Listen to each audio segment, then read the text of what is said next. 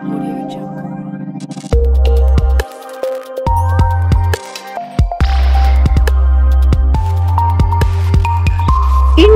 TV9 news Maharashtra.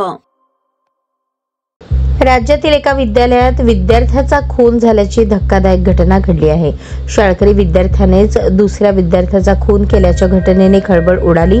चाकूने केलेल्या हल्ल्यात गंभीर जखमी विद्यार्थ्याला जिल्हा रुग्णालयात उपचारासाठी नेत असतानाच विद्यार्थ्याचा मृत्यू झाला। अहिल्यानगरमध्ये ही धक्कादायक घटना घडली आहे। अफान उर्फ मुस्तकीम तन्वीर शेख असे मयत विद्यार्थ्याचे नाव असून तो 10वीच्या वर्गात शिकत होता, तर त्याचा खून करणारा विद्यार्थी त्याच विद्यालयात शिक्षण घेत होता। मिळालेल्या माहितीनुसार या घटनेतील दोन्ही शालेय विद्यार्थी अल्पवयीन आहेत। यातील एक विद्यार्थी 8वीच्या वर्गात शिकत होता, तर दुसरा 10वीत शिकत होता। बुधवारी क्रिकेट खेळण्याच्या कारणावरून दोघांमध्ये वाद झाले। शाळेच्या जेवणाच्या सुट्टीमध्ये दोघांमध्ये पुन्हा भांडण सुरू झाले। हा वाद इतका वाढला की एकाने दुसऱ्यावर धारदार शस्त्राने हल्ला केला।